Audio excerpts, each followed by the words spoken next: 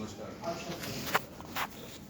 आज मैं स्वयं में बड़ा गौरवान्वित हूँ। इस गौरवशाली परंपरा को जीवित रखते हुए इन्होंने मुझे एज सिपाही के रूप में, या ये समझिए कि एक एक्स सर्विसमैन सैनिक के रूप में आमंत्रित किया है। मैं आभार व्यक्त करता हूँ आदरणीय मिराज मनार का, जिन्होंने इसकी स्थापना 1930 में इस संस्था की है।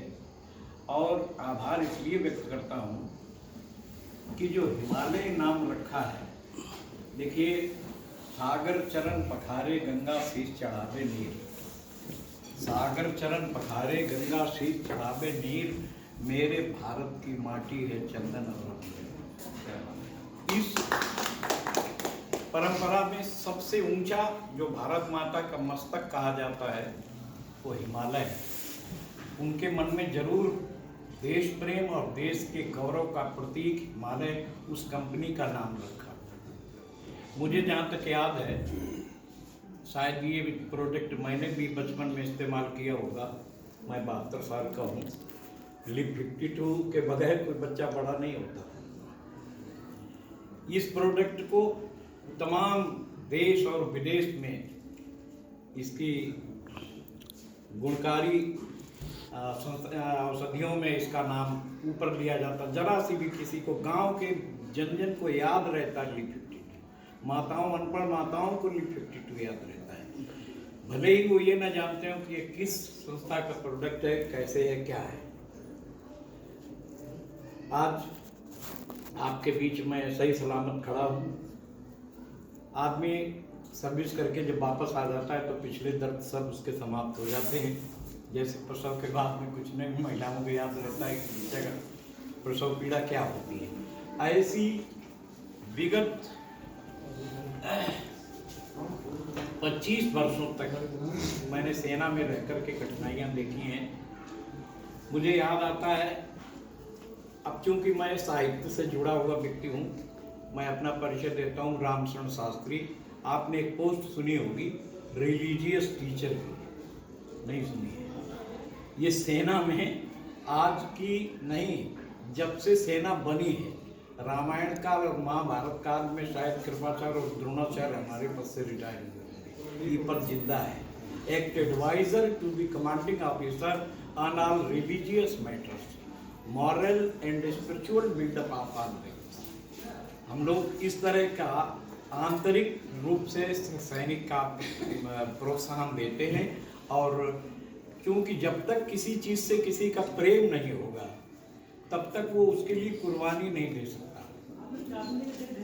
अंदर जला के प्रदीप निकेतन की देहरी पे धरे किसके लिए? अगर अंधा है तो दिया किसके लिए जलाएगा? अंधा जला के प्रदीप निकेतन की देहरी पे धरे किसके लिए? और धरती जननी से स्नेह न हो तो कोई कहो कोई वीर मरे किसके लिए? मरता तो जब ही है जब उसको भारत माता से प्रेम होता है। ये मैं अपना विश्वास से पूर्वक कहता हूँ कि मुझे किसी भी सैनिक को मोर्चे पर नौकरी नहीं याद रहती, उस समय उसको अपना कर्तव्य ही याद रहता। चल रहा सनसन पर, अब चूंकि साहित्यिक हूँ तो मैं फौजी भाषा में थोड़ा सुधार करके बोलना चाहता हूँ कि फौलाद की छाती लिए वो समर का सूरमा माँ भारती का पूत है, जिसका नाता इस जगह से बहुत गहरा है, जिसकी रखवाली में उसका आज पैदा है। हम लोग अपने घरों में जो आराम से चैन से सोते हैं, कि आपको ऐसी कल्पना है कि जैसे किसान अपना खेत रखाता है, थोड़ी देर के लिए घर चला आए तो उसमें जानवर घुस जाते हैं। ऐसी मैं -30 सेल्सियस में 18 महीने लगातार रहा हूँ। 17,000 समुद्र तल से 17,700 फीट की ऊंचाई पर। उस समय न परिवार याद रहता है, न घर का कोई मोह रहता है। ये रहता है कि जो किसी शायर ने लिखा है कि आँखों से बड़ी कोई तराजू नहीं होती, आँखों से बड़ी कोई तराजू नहीं होती, हर तरह के जज्बात की मीजान है आँखें, और उस मुल्क की सरहद को कोई छू नहीं सकता जिस मुल्क की सरहद पर निगहबान है। भाइयों, मैं सेना के समस्त विभागों में, हमारे यहाँ कोई ऐसा विभाग नहीं जो हो। एएमसी सेंटर लखनऊ में है, आर्मी मेडिकल कोर है, और वहाँ पर मेन गेट पर एक मोनोग्राम लगा, बहुत बड़ा वो लिखा रहता है, कामय दुख तप्तानाम प्राणिनाम आर्तिनाशनम। डॉक्टर की अंतरात्मा की आवाज ये होनी चाहिए कि मैं न स्वर्गम न पुनर्भव, मैं कुछ नहीं चाहता हूँ। कामय दुख तप्तानाम, मैं दुख से दुखित प्राणियों के कष्ट को दूर करना चाहता हूँ। ये भाव हमारे चिकित्सकों में, मैं आदरणीय चिकित्सकों को परामर्श तो नहीं देता हूँ, लेकिन उनकी अंतरात्मा की आवाज ये होना चाहिए। आज के पेपर में मैंने देखा है, कोई मोहम्मदिया करके एक हॉस्पिटल है, वहाँ पर 15-20 चिकित्सक सम्मानित किए गए हैं जिन्होंने किसी धनहीन गरीबों की अपनी चिकित्सा व्यवस्था करके उनकी सेवा की है, आज के ही पेपर में। और एक बात, मैं राजनीति से कोई संबंध नहीं है, लेकिन एक बात मुझे दुख हुआ, एक हमारा चिकित्सक कन्नौज में वरिष्ठ चिकित्सक को एक पूर्व मुख्यमंत्री ने अपमानित किया है, ये कह करके कि तुम छोटा सा अधिकारी है, तो हमारे आँख के सामने से चला गया। चिकित्सक कभी छोटा अधिकारी नहीं होता। जब प्राण संकट में होते तो उससे बड़ा फिर अधिकारी भी कोई नहीं होता है, फिर न कोई मुख्यमंत्री न राष्ट्रपति उससे बड़ा होता है। जो प्राण बचाने वाली पोस्ट है आपकी, उस पर मैं बात करना चाहता हूँ कि ये कर्तव्य जिसके अंदर रहता है, उससे बड़ा अधिकारी कोई नहीं। जो उन्होंने कहा तो उसका मुझे दर्द हुआ। मैं एक छोटा सा ये बताना चाहता हूँ कि कारगिल वाले मामले में मेरी पोस्टिंग राजस्थान के बॉर्डर पर थी। सेना की ऐसी वो जो देश का जो नक्शा होता है, वो किनारे किनारे, ये नहीं कि जहाँ लड़ाई हो रही है वहीं केवल पूरी बॉर्डर तैनात रहती है। मैं तोप खाने का हूँ। मेरी आर्टिलरी का मैं एज ए सूबेदार मेजर और ऑनरेरी कैप्टन के रूप में आमंत्रित रहा हूँ। तो मुझे याद है कि पूरी रात स्टैंड टू और लोड और फायर, ये कान सुनने के लिए आतुर रहते थे। और क्योंकि मैं धर्म शिक्षक था, तो ऐसा नहीं है कि हम धर्म का काम करके पीछे रह जाएं।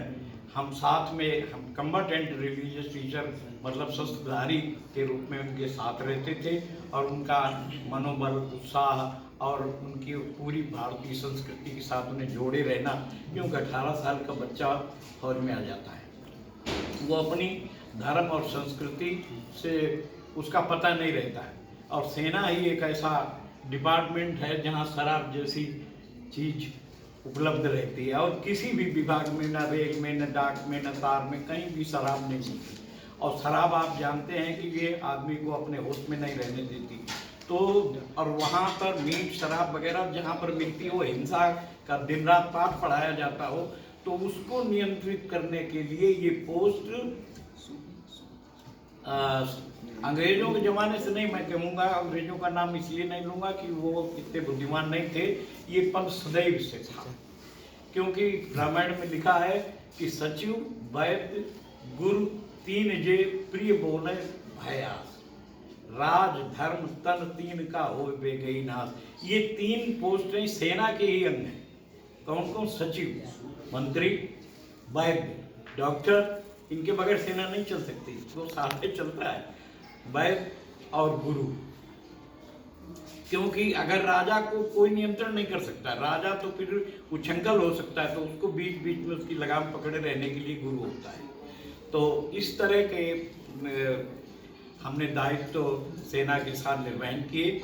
और पूरे कई बार ऐसा हुआ कि वहाँ पर मैं एक बार रेल में यात्रा कर रहा था, तो हमारे साथ एक ऊपर ये जो पोस्ट होती है